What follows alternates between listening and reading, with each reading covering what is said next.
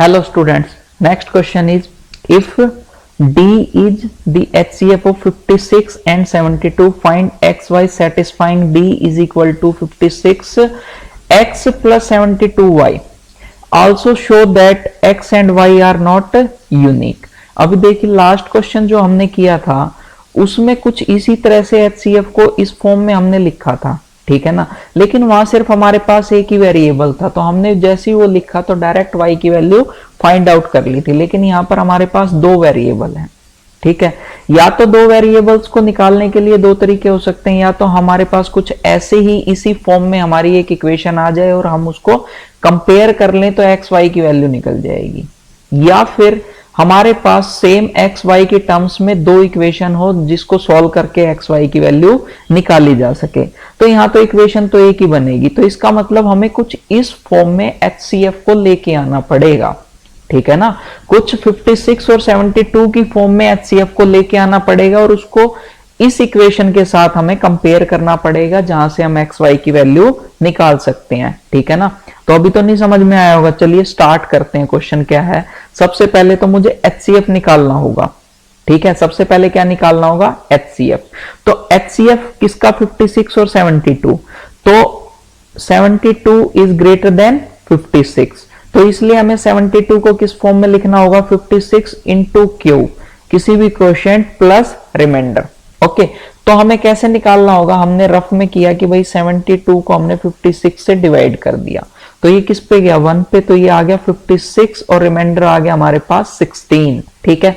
तो अब हम 72 को लिख सकते हैं क्या कि 56 इंटू 1 प्लस 16, ठीक। तो एचसीएफ निकालने के लिए सेकंड हमारा क्या होता है कि जो यहां पर डिवाइजर है वो तो बन गया डिविडेंड और जो हमारा रिमाइंडर था वो बन गया डिवाइजर।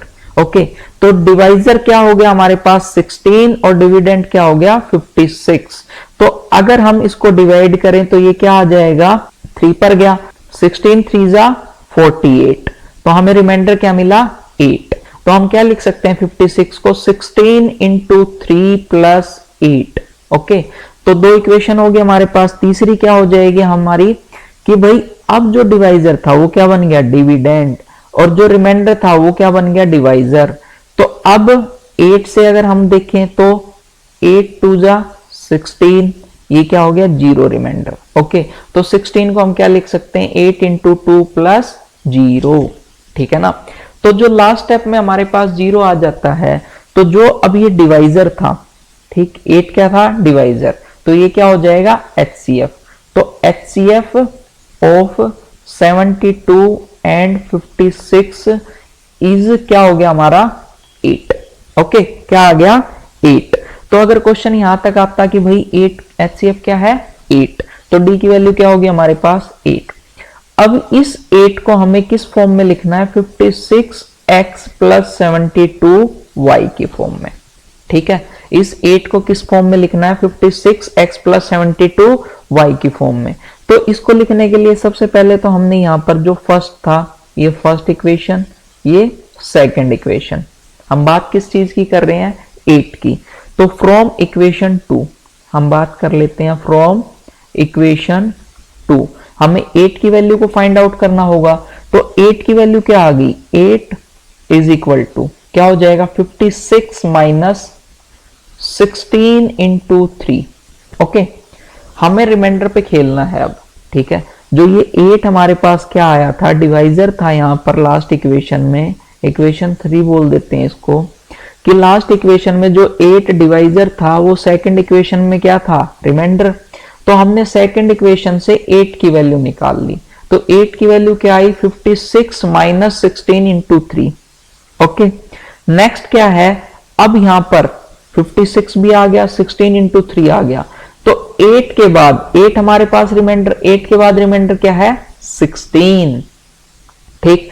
तो फ्रॉम इक्वेशन 1, फ्रॉम इक्वेशन 1, ठीक, 8 को हम क्या लिख सकते हैं, 8 इज इक्वल टू 56 को तो कुछ नहीं करना, माइनस 16, नेक्स्ट रिमाइंडर क्या था 16, तो 16 की वैल्यू क्या आ गई मेरे पास 72 minus 56 into 1। Okay, 72 minus 56 into 1 और इंटू 3 पहले ही था, इंटू 3 लिख सकते हैं, बिल्कुल लिख सकते हैं। नेक्स्ट क्या आ गया, next step 8 is equal to 56 minus 72 into 3 minus minus plus 56 into 3। Okay, बोल सकते हैं इसे, बिल्कुल। तो 8 इज इक्वल टू क्या आ गया 56 और लास्ट वाला 56, अगर हम कॉमन ले तो हमें क्या मिल गया 1 प्लस 3 माइनस 72 इंटू 3। ओके, तो 8 इज इक्वल टू क्या आ गया हमारे पास 56 इंटू 4 माइनस 72 इंटू 3। ठीक, अब ये कुछ इस फॉर्म में आया 56 और 72 की फॉर्म में। हमें गिवन क्या था अब यहां पर कि भाई 8 is equal to 56 into x plus 72 into y. Okay, तो अगर मैं इनको कंपेयर करूं तो यहां ये प्लस आना चाहिए, तो ये प्लस लाने के लिए मैं इसको क्या लिख सकता हूं 56 इंटू 4 प्लस 72 इंटू माइनस 3। तो जब मैंने इन दोनों को कंपेयर किया तो मेरे पास x की वैल्यू क्या आ गई 4 एंड y की वैल्यू क्या आ गई -3। अब देखिए यहां पर हम वैल्यू पुट करके फाइंड आउट नहीं कर सकते थे एक्स वाई की वैल्यू, है ना, कि डी की वैल्यू हमने एचसीएफ की वैल्यू पुट की और एक्स वाई की वैल्यू फाइंड आउट कर ली। ऐसा नहीं होगा क्योंकि दो वेरिएबल थे हमारे पास। ठीक है, तो ये सिर्फ और सिर्फ कैसे हो सकता है, कंपेयर करने से। हमने उसी फॉर्म में लेके आए और इसको कंपेयर कर दिया, तो हमें x और y की वैल्यू क्या मिली, x is equal to 4 and y is equal to -3। तो एक रिजल्ट तो आ गया। अभी क्या था, फाइंड एक्स वाई, तो x की वैल्यू क्या आ गई 4 और y की वैल्यू क्या आ गई -3। अब आगे क्या कह रहा है, also show that x and y are not unique.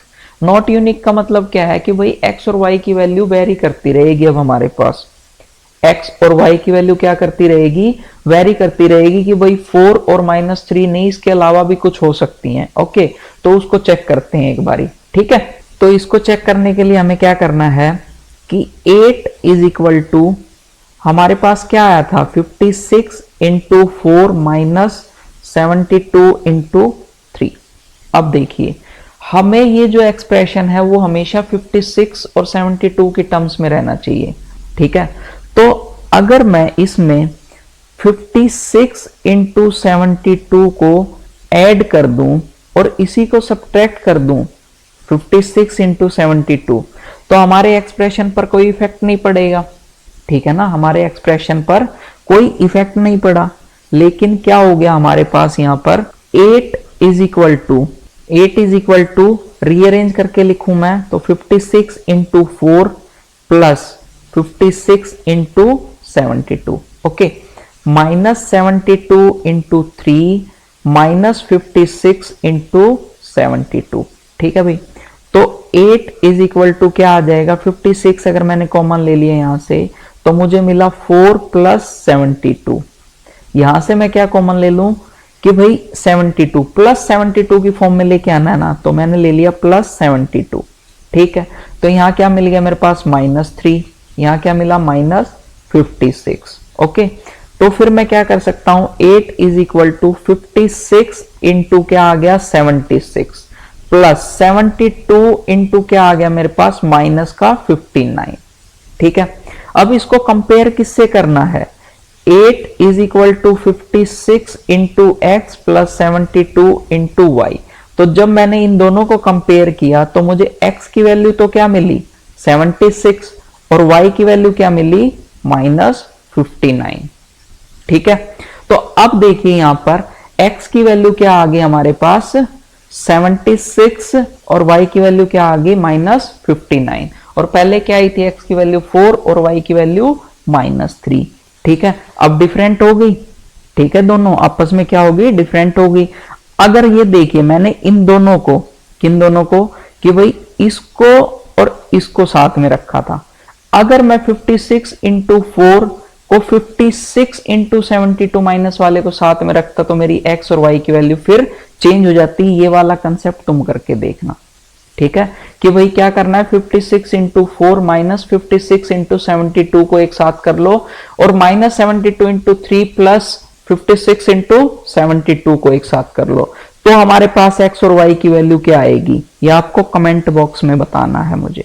ठीक है, और वो वैल्यू इनसे अलग आती है या नहीं आती। ठीक, तो जब वो भी वैल्यू हमारे पास अलग आ गई तो इस तरह से हम कुछ भी प्लस माइनस करेंगे तो एक्स वाई की वैल्यू चेंज हो जाएगी हमारे पास। ठीक है, तो इसलिए हम बोल सकते हैं कि भाई x and y are not unique. हम क्या बोल सकते हैं, hence x and y are not unique, कि भाई ये यूनिक नहीं है हमारे पास, ये वैल्यू बार बार डिफर करती रहेगी।